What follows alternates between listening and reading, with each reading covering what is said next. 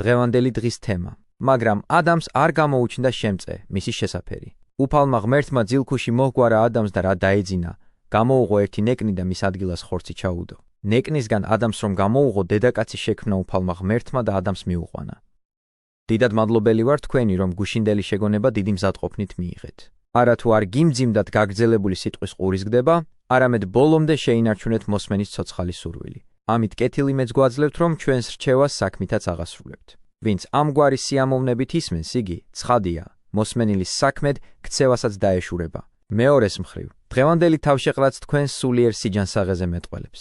ისევე როგორც საკვების მოსურვება ხორციელ სიჯანსაღეს მიანიშნებს, ასევე ღვთის სიტყვის სიყვარული სულიერი კეთილდღეობის საუკეთესო მოწმეა. თქვენი გულმოდგინების ნაყოფი გამოვლინდება მოსმენილის საქმით აღსრულებაში და ჩვენც შესაბამისად გადმოგცემთ გუშინ დაპირებულ ჯილდოს. ჯილდოთ მოვიხსენიებ ამ სულიერ სწავლებას, რომელიც მეც გამცემსაც გამიმრავლებს სიმდიდრეს და თქვენც მიმღებთაც უფრო შეძლებულებს გაგხდით. ასეთია ყოველივე სულიერის ბუნება, გრძნობად საგნებს კი ეს არ ახასიათებს. გრძნობადი საგნების გამცემის ქონება მცირდება, ხოლო მიმღები უფრო მდიდრდება. აქ კი სხვაგვარადაა. გამცემი პირიქით კიდევ უფრო იმრავლებს სიმდიდრეს და მიმღებსაც ემატება ქონება. ამგვარად, რა კი ჩვენც მზად ვართ გაუწყოთ და თქვენს გონების წიაღი გაგიმზადებიათ ამ სულიერი განძის მისაღებად, აღვასრულოთ დანაპირები, განვაგრძოთ ნეტარი მოსეს წიგნების განმარტება და ამ გზით ჯილდოსაც გადმოგცემთ.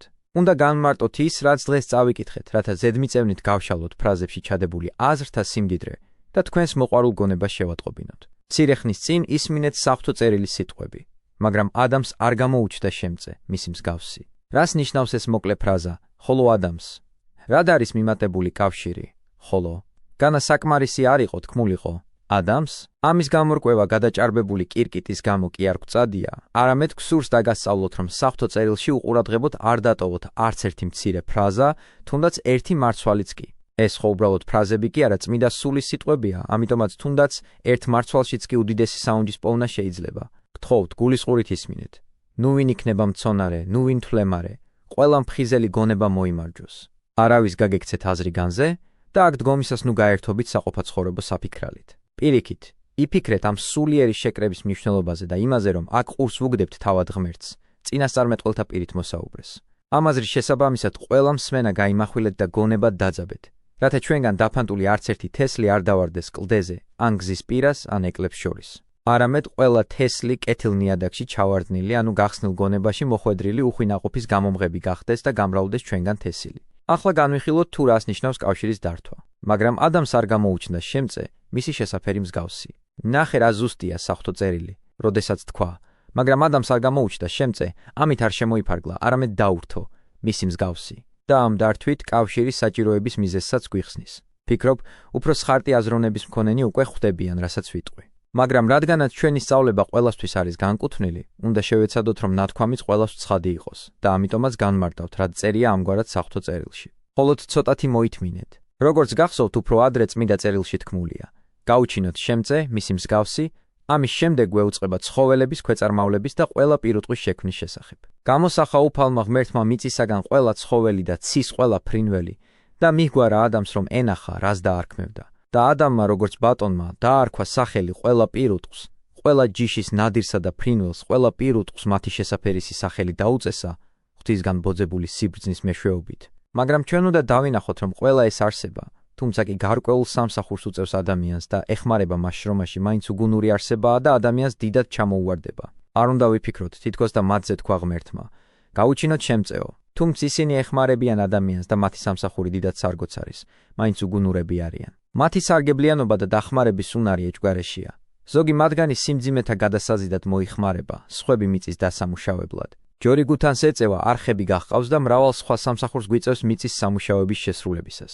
სახედარიც ძალზე ქშველის ტვირთის გადაზიდვაში. სხვა მრავალი პირუტყვიც გვემსახურება და ჩვენი ხორციელი საჭიროებების დაკმაყოფილებაში გვეხმარება. ცხვრები მატყლს გვაძლევენ ტანსაცმლის დასამზადებლად, თხებიც მატყლსა და რძეს, სხვა საზრდო სანოვაგესაც. ხოდა, ამ ცხოველებზე რომ არ მიგვეწერა ზემოთ თქმული. გაუჩინოთ შემწე, ამიტომ ნეტარი მოსე ამგვარად იწყებს ფრაზას. მაგრამ ადამიანს არ გამოუჩნდა შემწე, მისი მსგავსი. თითქოს და გვასწავლის და გვეუბნება. ყველა ეს ცხოველი ღმერთმა ადამიანისთვის შექმნა და მათ სახელები ადამიანისგან დაერქვათ, მაგრამ მათგან არც ერთი არ აღმოჩნდა ღირსი, კაცის შემწე გამხდარიყო. ამიტომაც სურს მოსეს, ჩაგვაგონოს, რომ ახალი არსება უნდა შეიქმნას და სწორედ იგია ვისაც ითქვა. გაუჩინოთ შემწე, მისი მსგავსი, ანუ უნდა გაჩნდეს ადამიანის მსგავსი, მისი ბუნების მქონე, მისი ღირსი, მასზე არაფრით ნაკლები. ამიტომაც ამბობს ნეტარი. მაგრამ ადამს არ გამოუჩნდა შემწე, მისი მსგავსი და ამით გვიჩვენებს, რომ რაც უნდა სარგებლობა მოჰქონდეს პირუტყვს თავისი სამსახურით, ის შემწეობა, რომელსაც ადამს დედაკაცი გაუწევს, სულ სხვა ბუნებისაა და ბევრად უპირატესია პირუტყვის მოხმარებაზე. ამგვარად, როდესაც ყველა ცხოველი უკვე შექმნილი იყო და სახელებიც დაერქვათ პირველქმნილის მიერ, კაცთმოყვარე ღმერთმა, ვინც თავისი შექმნილის კეთილდღეობაზე ზრუნავდა, მისი შესაფერი შემწეს გაჩენა მოიწადინა. დააკვირდი, რა სიზუსტით გვასწავლის წმიდა წერილი ამ არსების შექმნის ამბავს. უკვე გვეუწყა, რომ ღმერთს ადამიანისთვის მისი შესაფერი შემწეს გაჩენა ეწადა და ზემოთ ითქვა: გაუჩინოთ შემწე, მისი შესაფერი. შემდეგ მოგვითხრობს, მაგრამ ადამიანს არ გამოუჩნდა შემწე, მისი შესაფერი. ამიტომაც დედაკაცის შექმნა ადამიანის არსებიდან ხდება, როგორც ნათქვამია. უფალმა ღმერთმა ძილქუში მოჰგვარა ადამიანს და რა დაეძინა, გამოუღო ერთი ნეკნი და მის ადგილას ხორცი ჩაუდო.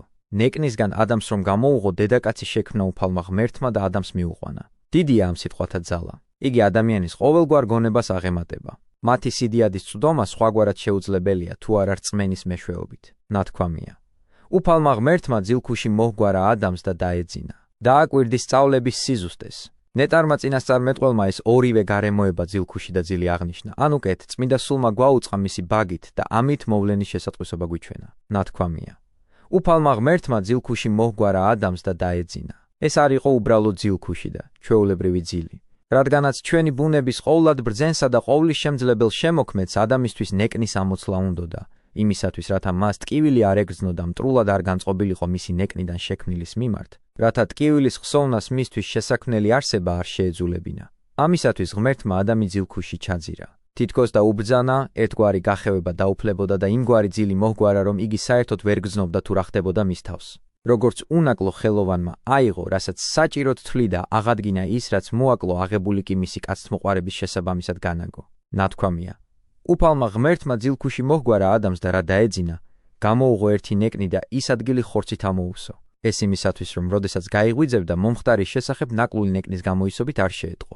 რადგანაც თუ კი ნეკნის ამოღების დროს ვერ გაიგო, რა მოხდა ხომ შეიძლებოდა, ამის შესახებ მერე შეეტყო? ამგვარად, იმისათვის, რომ ნეკნის ამოღებას მისთვის ტკივილი არ მიეყენებინა, შემდეგ კი მის ნაკლულობას არ დაემწუხრებინა, ღმერთმა ასე მოაწყო.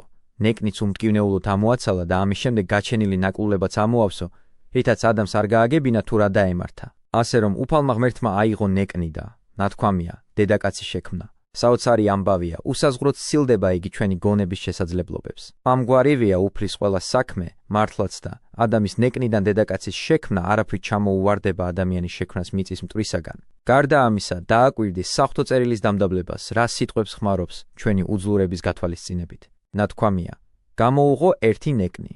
გაიაზრებ ამ სიტყვებს ადამიანური საზომით, არამედ იცოდე, რომ ეს ტლანქი გამონათქვამები ადამიანის უძლურებასთან მისასადაგებლად მოიხმარება, საღვთო წერილში ეს სიტყვები რო არ ყოფილიყო ხმარებული, მაშინ რა გზით შევიტყობდით სიტყვით გამოუთქმელ საიდუმლოებებს. ოღონდ ნუ შევჩერდებით მხოლოდ სიტყვებზე, არამედ ყველაფერი კეთილად გავიაზროთ, როგორც ღმერთის შესახებ თქმული. გამოთქმა გამოუღო და მისი მსგავსნი ჩვენი უძლურების გამოა გამოყენებული. დააკვირდი, რომ წმინდა წერილში აქაც იგივე სიტყვები გვხვდება, რაც ადამიანზე საუბრისას. არა ერთხელ და ორჯერ არის გამეორებული. აიყვანა ადამი უფალმა ღმერთმა, ან ამცნო უფალმა ღმერთმა ადამიანს და კვლავ თქვა უფალმა ღმერთმა, გაუჩენ შემწეს, მის შესაფერს. ასევე ახლაც ამბობს ნეკნისგან ადამიანს რომ გამოუღო, დედაკაცის შექმნა უფალმა ღმერთმა და უფრო ადრეც. უფალმა ღმერთმა ძილქუში მოჰგვარა ადამიანს. ეს ყველაფერი იმისთვისაა, რომ იცოდე, ამ სიტყვათა გამოყენებისას ღმერთი და უფალი. წმიდა წერილი არანაირ განსხვავებას არ გულისხმობს მამასა და ძეს შორის, არამედ რადგანაც ორივე საერთო არსი გააჩნია, ამ სახელებსაც განურჩევლად მიაკუთვნებს. დედაკაცის შექმნის შესახებ რომ მოგვითხრობს, იქაც ასევე ამბობს. ნეკნისგან ადამიანს რომ გამოუღო, დედაკაცის შექმნა უფალმა ღმერთმა. რა სიტყვიან აქ ერეტიკოსები, ვისაც ყველაფრის გამოძიება სურთ და ფიქრობენ, თითქოს და ყოველთა შემოქმედის დაბადების საიდუმლოს ჩასწვდნენ. აქ ცხადია, იგულისხმება ღმერთის სიტყვის მარადისობამდელი დაბადება, რომლისა მიერ ყოველივე შეიქმნა. რა სიტყვას შეუძლია ამის გამოხატვა? რა გონება ჩასწვდება ამ სიღრმეს? ნათქვამია, რომ ღმერთმა ერთი ნეკნი გამოუღო ადამიანს. როგორ წარმოშვა ამ ერთი ნეკნიდან მთელი არსება? და თავი რომ გავანებოთ, როგორ წარმოშვა იმას თუ მეტყვი, ნეკნი როგორღა გამოუღო? როგორ მოხდა, რომ ადამიანს არ უგძვნია ეს გამოღება, მაგრამ შენ არ შეგიძლია, მითხრა. პასუხი იცის მხოლოდ მან, ვინც ეს ყოველივე მოიმოქმედა. თუ კი ჩვენ ისიც კი არ გვესმის, რაც აქვე, ჩვენს ცხვირ წინაა და ჩვენი მოდგმის არსების წარმოშობაც ვერ აგვიხსნია, მაშ რა უაზრობა და უგუნურება უნდა იყოს, შემოქმედი გამოვიძიოთ და ვამბობდეთ, თითქოს და გვესმოდეს ის, რაზედაც ზუსტი წარმოდგენა უმაღლეს, უხორცო ძალებსაც არ აქვთ და რასაც მხოლოდ ადიდებენ განუწყვეტლივ შიშითა და თრთოლვით ახსილნი? ნათქვამია, ნეკნისგან ადამს რომ გამოუღო, დედაკაცი შექმნა უფალმა ღმერთმა. ნახე რა ზუსტია წმინდა წერილი. არ ამბობს შექმნაო, არამედ ააგო, ძველ ქართული და აღუშენა უფალმან ღმერთმან გუერდი, რომელ მოიღო ადამისგან ცოლად. იმიტომ რომ ღმერთმა აიღო უკვე შექმნილის ნაწილი და მას, ასე ვთქვათ, დაურთო ის, რაც აკლდა. ამიტომაც ამბობს წმინდა წერილი. და აღუშენა სხვა ქმნილება კი არ შეთხზა, არამედ უკვე დასრულებული ქმნილებიდან აიღო მისი მცირე ნაწილი და ამ ნაწილისგან მთელი ცხოველი ააგო. როგორია უმაღლესი ხელოვანის, ღმერთის ძალა, რომ ამ მცირე ნაწილიდან, ნეკნისგან, წარმოშვა ამდენ ასოთა ერთობლიობა, გრძნობათა ორგანოები და შეადგინა მთლიანი, სრული არსება, ვისაც შეეძლო საუბარიც და რა კი კაცთან ერთი არსის იყო, მისთვის უდიდესი ნუგეშის მიძღვნაც. ეს არსება ხომ კაცის ნუგეშად იყო შექმნილი. ამიტომაც თქვა პავლემ, არა დაებადა მამაკაცი დედაკაცისათვის, არამედ დედაკაცი მამაკაცისათვის. ხედავ რომ ყველაფერი მისთვის არის გაჩენილი? უკვე შექმნილი იყო ყველა სულდგმული, უკვე გაჩნდა საკვებად გამოსადეგი და ადამიანისთვის სამსახურის გამწევი პირუტყვი. მაგრამ პირველ ქმნილს არავინ ჰყავდა, ვისთანაც ისაუბრებდა და ვინც მასთან საერთო ბუნების მქონე უდიდეს ნუგეშს მოუტანდა. ამიტომაც ღმერთი მისი ნეკნიდან აგებს გონიერ არსებას და მისი ყოვლისმომცველი სიბრძნიდან გამომდინარე. ამ არსებას სრულყოფილს ქმნის, ყველაფერში ქმრის მსგავს, ანუ გონიერს. იმგვარს, ვისაც შეუძლია აუცილებელ საჭიროებებში და სხვადასხვა ცხოვრებისეულ გარემოებებში ქმარს მხარში ამოუდგეს. ასე ბრძნულად და ოსტატურად მოაწყო ღმერთმა ყოველივე. ჩვენ კი თუ კი გონების უძლურების გამო ვერ გაგვიგია, როგორაა საგნები შექმნილი, გვწამს რომ ყველაფერი შემოქმედის ნებას ემორჩილება და ის ხდება, რასაც იგი ინებებს. ნათქვამია, ნეკნისგან ადამს რომ გამოუღო, დედაკაცი შექმნა უფალმა ღმერთმა და ადამს მიუყვანა. ამით ნაჩვენებია, რომ იგი მისთვისაა გაჩენილი. ადამიანს მიუყვანაო, ნათქვამია. ანუ რა კი პირუტყვთა შორის არ მოიძებნა შენი მსგავსი შემწე, აი ავასრულე შეპირებული, ხოლო შეპირებული ვიყავი შენი მსგავსი შემწეს შექმნას. და გადმოგცემ. და ადამიანს მიუყვანა. თქვა ადამიანმა, ეს კი მართლაც ძვალია ჩემი ძვალთაგანი და ხორცი ჩემი ხორცთაგანი. ნახე, საყვარელო რომ ადამი გამოუთქმელი, მისთვის ღვთისგან მიცემული სიბრძნის გარდა წინასწარმეტყველური ნიჭის ღირსიც გამხდარა. ნეტარმა მოსემ ადრე იმიტომაც გვაუწყა, რომ ადამიანს ძილთან ერთად გახევებაც დაეუფლა და ვერ გრძნობდა თუ რა მოსდიოდა, რომ ახლა როდესაც შევიტყობთ, რომ ადამიანმა დედაკაცის დანახვისას ზუსტად ახსნა მომხდარი, სრულიად დავწმუნდეთ. სულიწმინდის ჩაგონებით მოსაუბრე ადამიანს ამას წინასწარმეტყველური ნიჭი ათქმევინებს.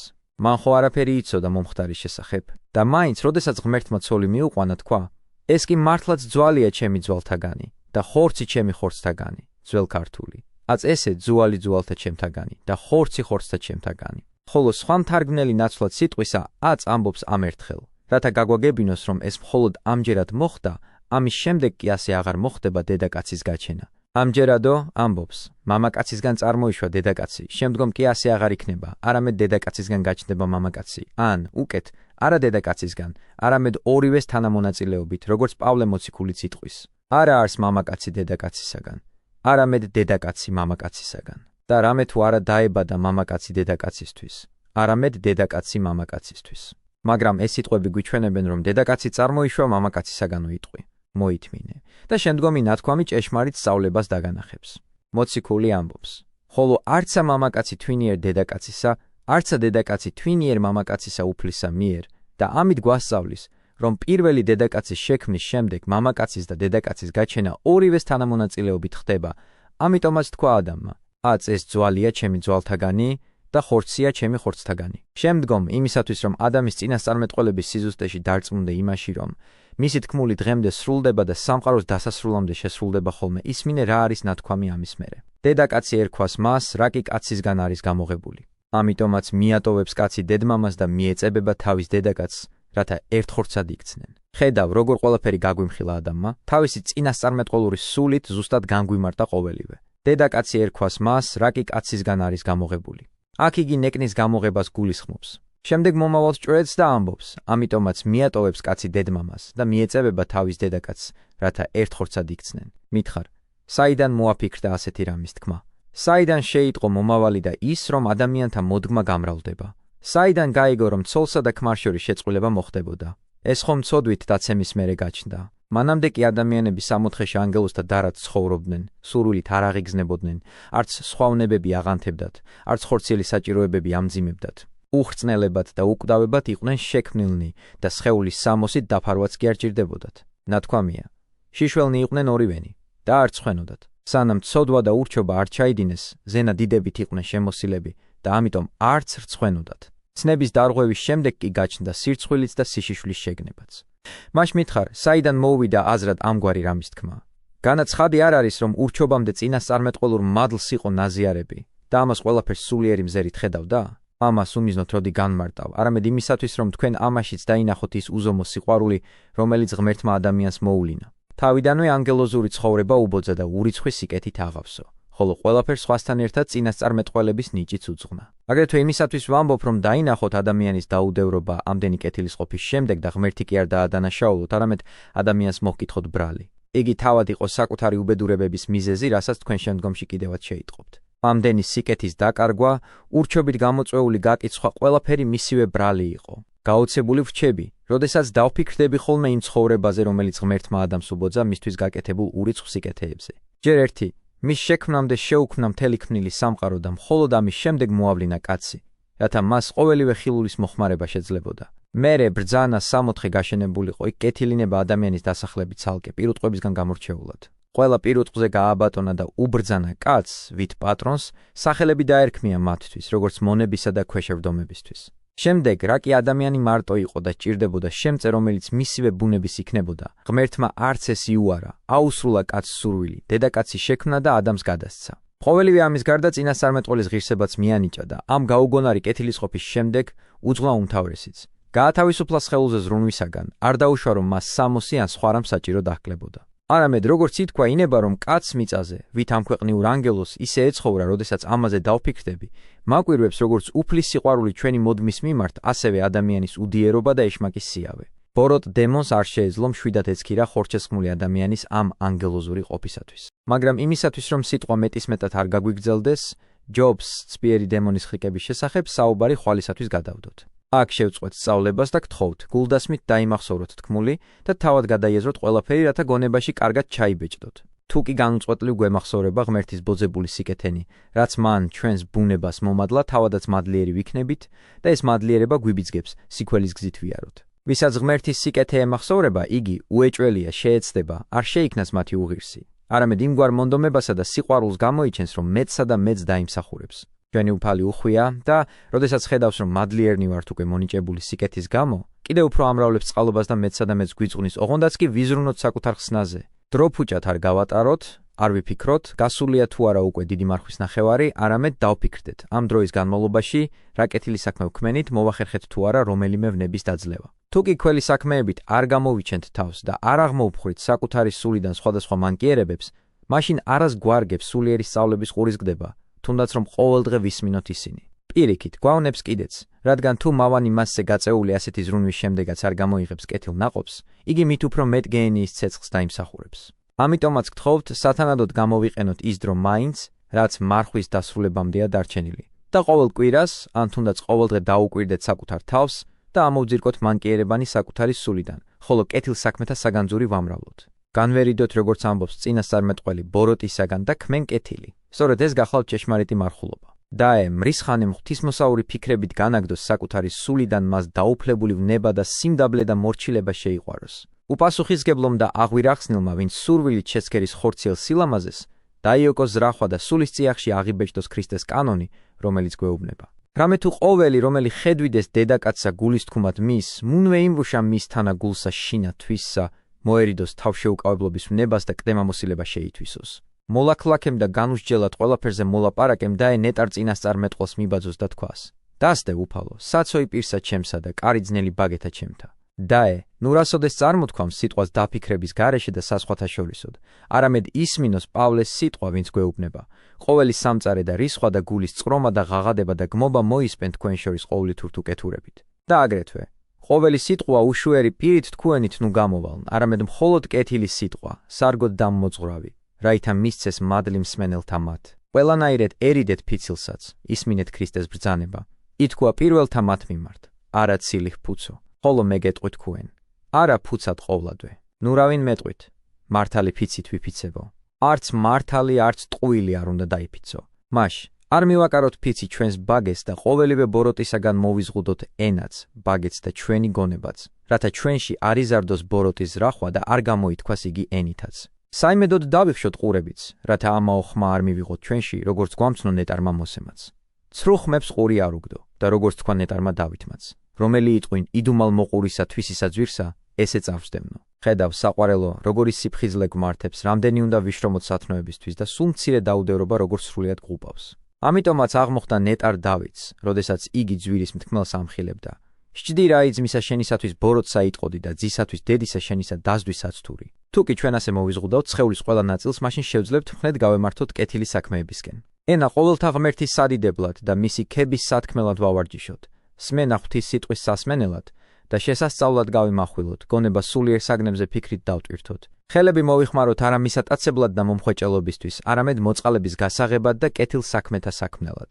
ფეხები გავსარჯოთ არა თეატრებში, იპოდრომებსა და მავნებელ სანახაობებზე წასვლით, არამედ ეკლესიებში, სალოცავ სახლებსა და წმინდა მოწამეთა საფლავებზე სიარულით, რათა მათი კურთხევა მივიღოთ და მოუხელთებელი გავხდეთ ეშმაკის ბადისთვის. თუ კი ასე ვიზრუნებთ და ვიშრომებთ საკუთარი ხსნისათვის, მაშინ მარხვისგანაც სარგებელს მივიღებთ, ეშმაკის ხრიკებს გადავრჩებით და ზეგარდმო უდიდეს მადლს მოვიხვეჭთ, რომელსაც დაევეღირსოთ ყველანი მადლითა და კაცთმოყვარებითა უფლისა ჩვენისა იესო ქრისტესითა, რომლისა მამისა და სულისა წმიდისა თან არის დიდება, უფლება და პატივი, აწ და მარადის და უკუნითი უკუნისამდე. ამინ.